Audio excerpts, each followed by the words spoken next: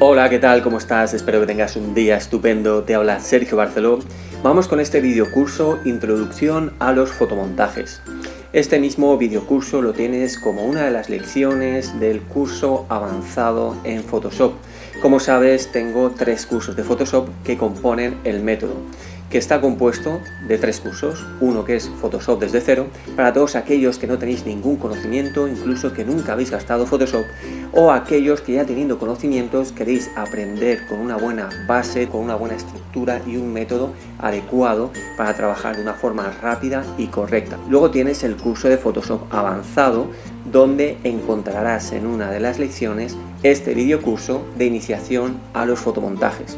En el curso de Photoshop avanzado vas a aprender muchísimas cosas de Photoshop para marcar un antes y un después en tu fotografía, donde vas a llegar a hacer magia con tus fotografías y vas a aprender muchísimas cosas. Y luego tienes el tercer curso, la Masterclass en Photoshop, donde ahí te descubro muchísimos secretos, incluso los flujos de trabajo, para que tus trabajos los hagas de una forma rápida y eficaz. Sin más, vamos con este videocurso, Introducción a los fotomontajes, donde vas a ver que de forma muy sencilla puedes hacer un fotomontaje. Si quieres introducirte más en los fotomontajes, si quieres hacer fotomontajes más avanzados, si quieres conocer bien la técnica de los fotomontajes, te recomiendo que hagas mi método con los 3 cursos de Photoshop, donde vas a aprender muchas cosas que en este videocurso de introducción a los fotomontajes evidentemente no lo puedes aprender. Ten en cuenta que cualquiera de los 3 cursos está compuesto por unas 13 o 15 lecciones y este videocurso de introducción a los fotomontajes es una de las lecciones del curso avanzado, para que te hagas una idea del volumen de aprendizaje que tienes al hacer los 3 cursos. Y sin más, vamos a empezar con este videocurso de introducción a los fotomontajes y en esta lección vamos a hacer la composición de este fotomontaje. Pero antes vamos a hacer un experimento. Tengo aquí este documento en blanco y voy a crear 3 círculos. Uno de color rojo, uno de color verde en otra capa y uno de color oro.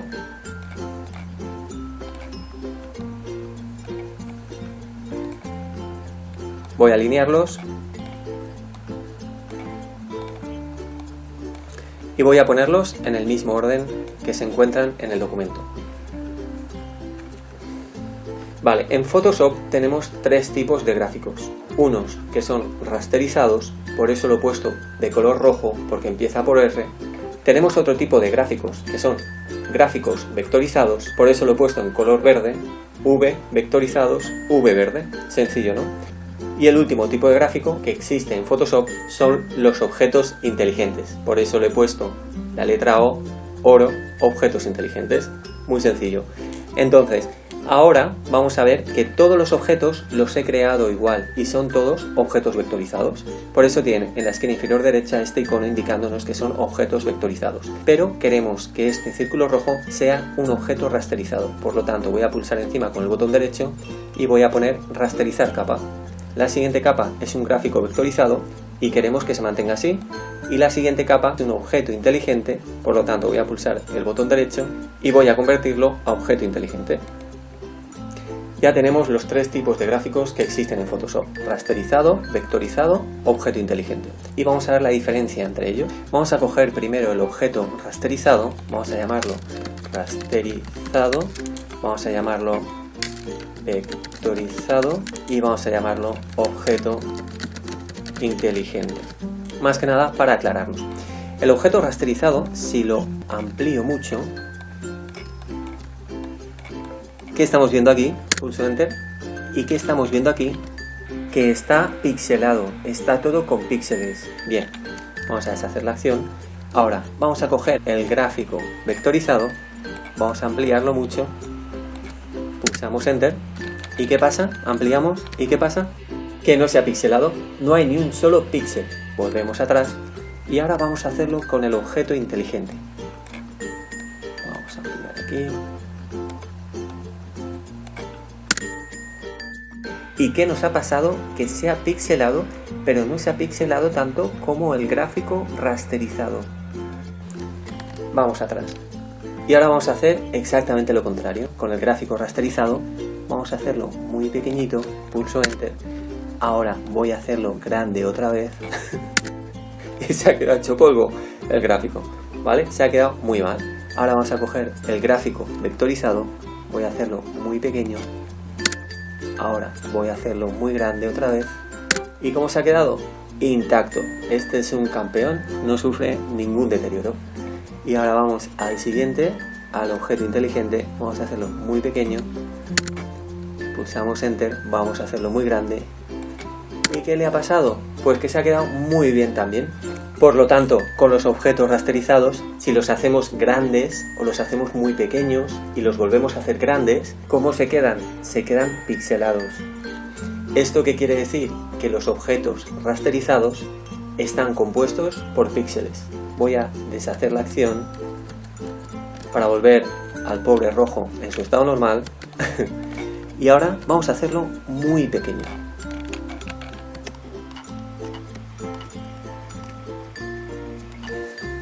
¿Qué es lo que estamos viendo aquí?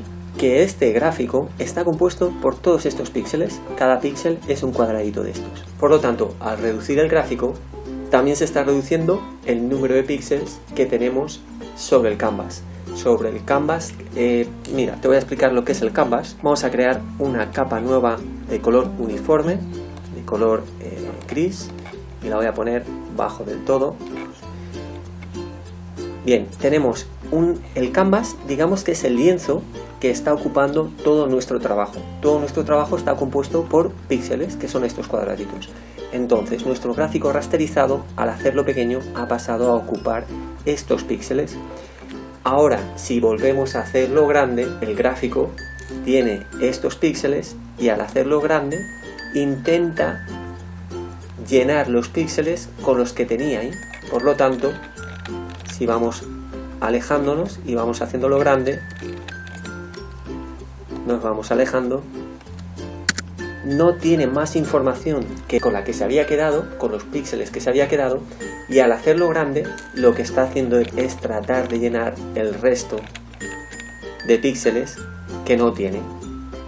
Bien, estos son los objetos rasterizados. ¿Qué pasa con los objetos vectorizados? Los gráficos vectorizados están compuestos por fórmulas matemáticas.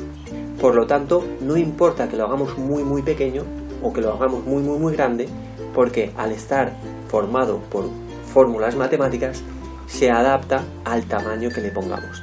Déjame que te explique esto de otra manera. Vamos a crear una nueva, vamos a subir la capa aquí arriba para tapar las otras. Voy a crear una nueva capa y voy a crear aquí una línea negra que venga de aquí a aquí. Muy bien, aquí tenemos nuestra línea. ¿Cuál es la fórmula matemática de esta línea? Pues esta línea es x igual a y.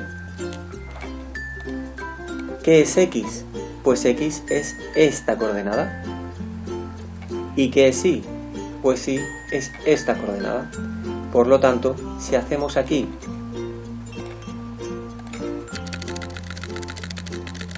unas marcas, y esto es 1, 2, 3, y aquí hacemos 1, 2 y 3, esta fórmula es 1, 1, aquí va un punto, 2, 2, va otro punto, 3, 3, va otro punto, y si juntamos todos estos puntos, tenemos esta línea. Pues estas fórmulas matemáticas son las que utilizan los gráficos vectoriales. Vamos a deshacer todo esto. Volvemos atrás. Ok, ¿y qué pasa con los objetos inteligentes? Los objetos inteligentes es un poco más confuso, porque si lo hacemos muy pequeño y lo hacemos muy grande, no pierde píxeles como pasa con los gráficos rasterizados, pero si lo hacemos muy grande, sí que vemos que pierde algunos píxeles. Entonces, ¿qué ocurre con los objetos inteligentes? Muy bien, pues la diferencia es esta. Cuando un objeto rasterizado lo hacemos muy pequeño, los píxeles de los que está compuesto los pierde. Es un puñetero vago y no los recupera. Luego, cuando se vuelve a hacer grande, imaginemos que este círculo tiene 100 píxeles. Pues entonces lo hacemos muy pequeño y se queda con 20 píxeles. Los 80 píxeles restantes no los guarda y los tira a la basura, por lo tanto se queda con 20 píxeles. Sí, es un vago. Si volvemos a hacerlo grande, como solamente tiene 20 píxeles, rellena la información como puede y se queda así de hecho polvo. Los objetos inteligentes o los objetos vectorizados no hacen eso. Los objetos inteligentes lo que hacen es, si tienen 100 píxeles, cuando los reducimos y los dejamos con 20 píxeles, los 80 restantes, como es muy listo y es inteligente, se los guarda en el bolsillo. Y cuando lo volvemos a hacer grande, se los saca del bolsillo y los vuelve a mostrar. Esta es la diferencia de los objetos rasterizados y los objetos inteligentes. Los objetos vectorizados son fórmulas matemáticas. En muchas ocasiones, Photoshop no nos permite trabajar con los tres tipos de gráficos unidos en uno mismo. Me explico. Vamos a ver aquí lo que pasa. Tenemos aquí el gráfico rasterizado, selecciono la capa y voy a pintarle de color negro. Voy a ponerle unos ojos, una boca y un pelo, sin ninguna pega. Es un objeto rasterizado y al pintar sobre él me deja pintar. Ahora vengo al objeto vectorizado y en cuanto intento pintar me da esta advertencia. Esta capa de forma se debe rasterizar antes de continuar. ¿Desea rasterizar la forma? Le puedo decir que sí y veremos que el icono en la esquina inferior derecha desaparece y acabamos de rasterizar este objeto. Ahora ya podría aquí pintarle la boca y el pelo. ¿Qué es lo que ocurre con el objeto inteligente? Voy a intentar pintarle y nos pasa exactamente lo mismo. Nos dice que debemos rasterizarlo.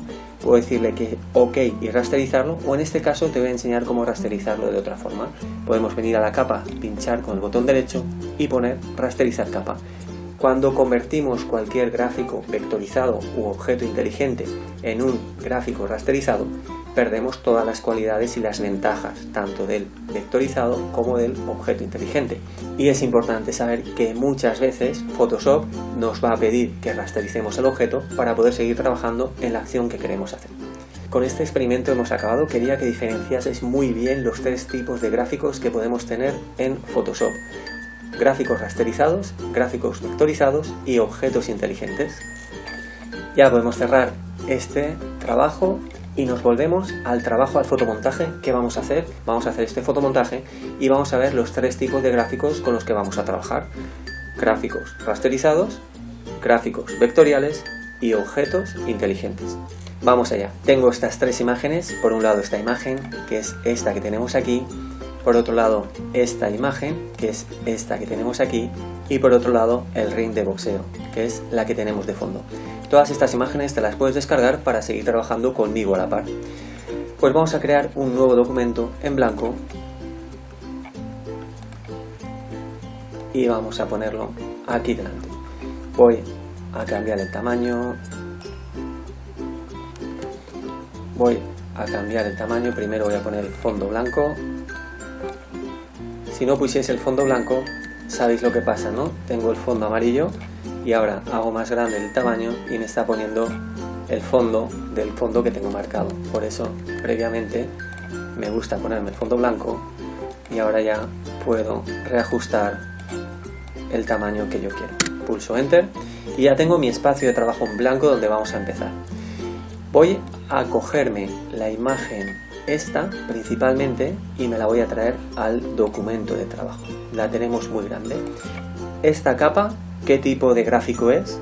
Pues es un gráfico, si no tiene ningún icono en la esquina inferior derecha, es un gráfico rasterizado.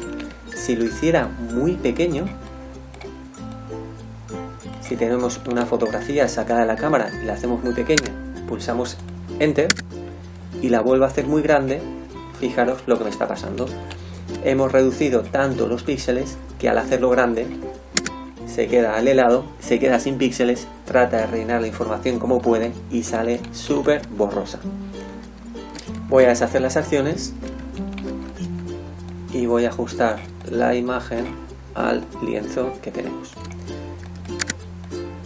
Muy bien, ahora lo que voy a hacer es, con la herramienta lazo magnético, voy a recortar a la modelo, esta modelo tan guapa que he tenido la suerte de fotografiar en muchas ocasiones, además de súper simpática. Vamos allá.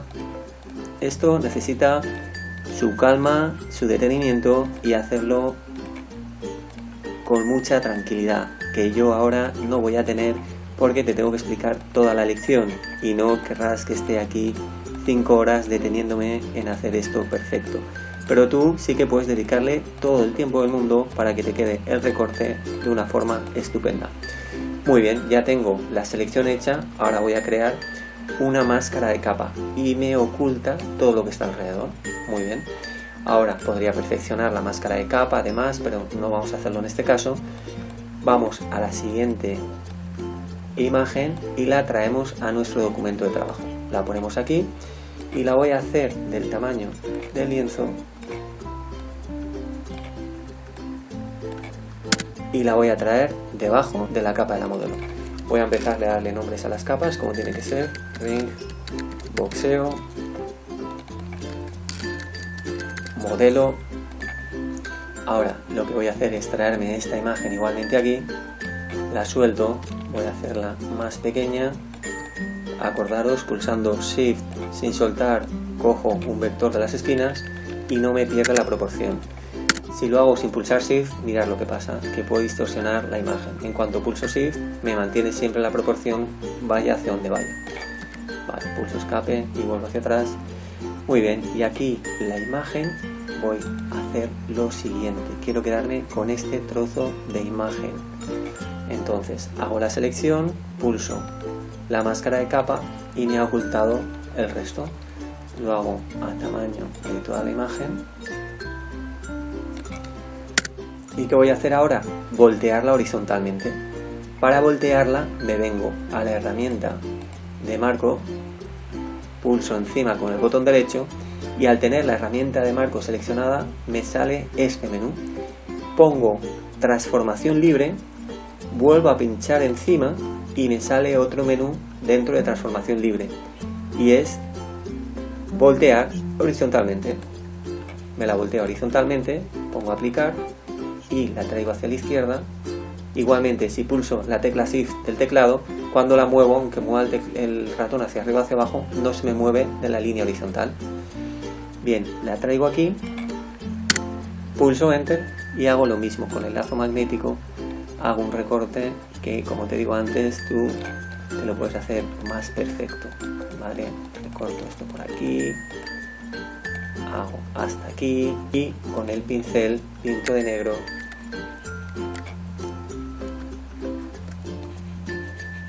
toda esta zona que quiero ocultar.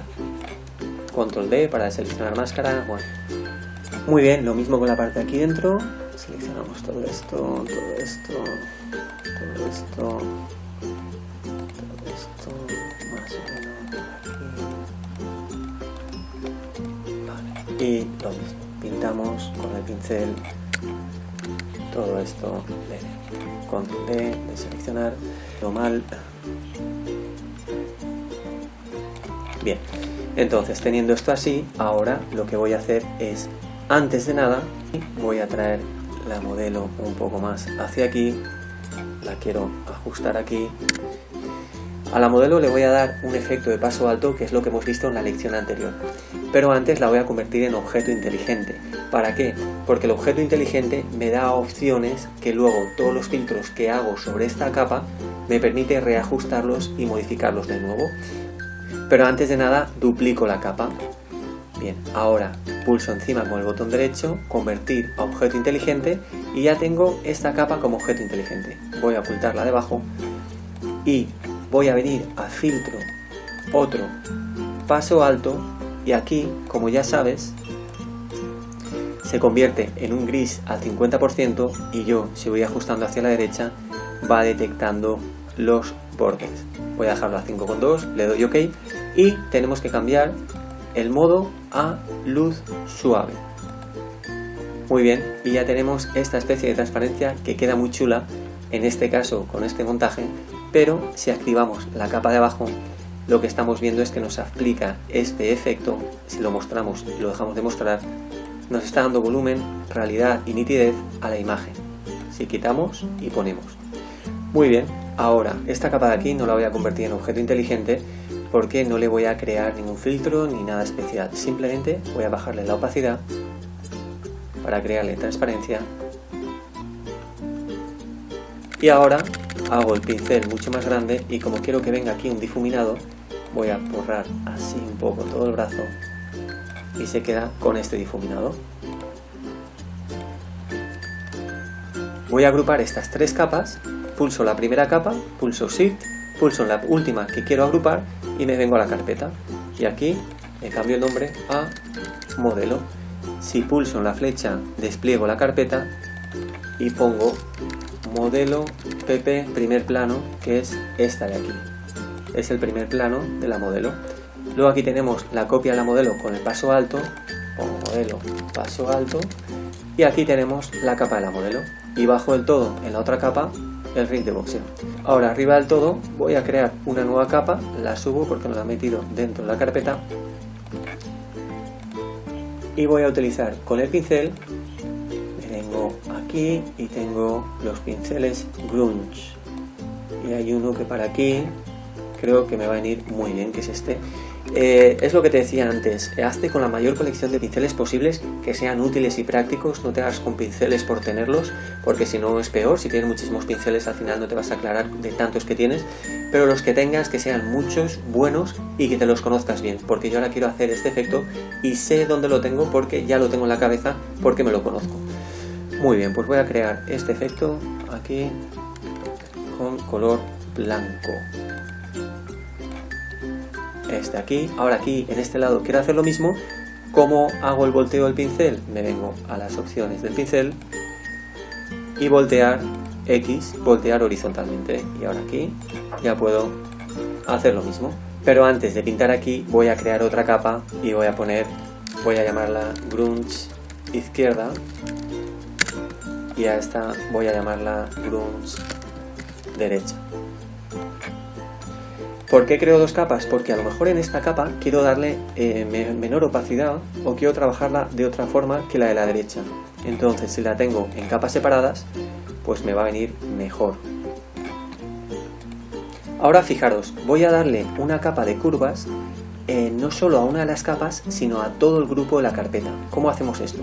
Si yo ahora vengo aquí y creo una capa de ajuste y le pongo curvas, me ha creado aquí, la voy a subir encima de la carpeta, y todo lo que está por debajo de esta capa va a tener el efecto que yo le causé con el ajuste de curvas.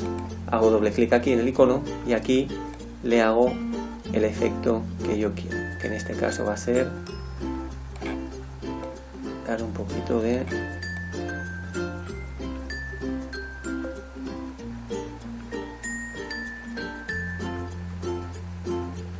luminosidad. Se lo ha dado a todo, incluido el ring, pero como yo quiero que solo se lo dé al grupo de la carpeta, puedo hacer doble clic y pulsar este icono, por lo tanto me sale la flechita que solo está causando efecto a todo el grupo de capas que tenemos aquí. Puedo hacerlo pulsando este icono o, en lugar de pulsar aquí, si estoy directamente en las capas, si pulso la tecla Alt del teclado y me muevo entre capas, me aparece este cursor. Si hago clic con el ratón, automáticamente me sale este icono indicándome que el efecto lo causa sobre la capa o grupo que tiene inmediatamente inferior. Como en este caso es un grupo, me está causando este efecto sobre el grupo. Pero realmente yo quiero este efecto solo sobre la modelo. Lo arrastro sobre esta modelo, lo arrastro aquí y he perdido la cualidad de que solo afecta sobre la capa que tiene inmediatamente inferior. Por lo tanto tengo que hacerlo de nuevo. Pulso Alt, me vengo aquí, hago clic y ya me ha causado el efecto solamente sobre la modelo principal, ¿vale? Ahora voy a hacer lo mismo sobre la modelo que tenemos de primer plano. Voy a meterle unas curvas, selecciono que solo le cause efecto a la capa que estamos trabajando y voy a darle aquí un poquito de luminosidad. Cierro y ya tenemos esto ajustado. Y ahora quiero meterle un poco de humo por aquí abajo. Como tiene humo aquí central, pues yo quiero rellenarle un poco de humo por aquí abajo. Me vengo a los pinceles, cierro el grupo de grunge, me vengo a los pinceles de humo, smoke, humo, y voy a seleccionar, por ejemplo, este pincel de humo. Vengo aquí, lo hago un poco más pequeño porque está tan grande que ni se ve. Hago un simple clic y y este pincel de humo no me gusta para aquí. Vamos a seleccionar otro. Voy a seleccionar, a ver este. Voy a hacerlo más pequeño porque es tan grande que no se ve. Este me parece que sí que me va a gustar. Vale, hago aquí un clic y me ha creado humo por aquí debajo. Pero no quiero que el humo quede exactamente así porque aquí ha metido demasiado humo en medio. Creo una máscara de capa y con el pincel en negro selecciono el pincel normal, el redondo, y por aquí pues puedo borrar todo este humo que me ha creado. De hecho, toda esta parte de arriba la voy a borrar y voy a dejar solo un poco así. Por lo tanto, se ve que tiene el humo con el antes y el después. De hecho, puedo bajar la opacidad un poquito también. Bien, y vemos que el humo integra más a la modelo y todo el entorno, todo el trabajo está integrando más con la imagen de fondo. Vamos a llamarla humo. Y ahora aquí arriba del todo voy a crear una capa que sea foco central. Y vamos a crear un foco aquí que salga aquí del centro hacia aquí. ¿Cómo lo hacemos? Pues con un pincel que también me conozco, el Light Rays, rayos de luz. Y el que me gusta para aquí es este. Tenemos muchísimos, puedes ir probando con unos, con otros. Esto el caso es probar, probar, probar y disfrutar. Pues voy a ponerlo aquí. No, aquí. Voy a ajustarlo un poquito ahí. ¿Qué pasa? Que como está por encima de la modelo, pues le tapa la cara. Bajo la capa debajo de la modelo. ¿Y qué es lo que ocurre? Que el foco queda detrás. ¿Que queda demasiado iluminado? Pues le bajo un poquito la opacidad. Y aquí tenemos el antes y el después del foco.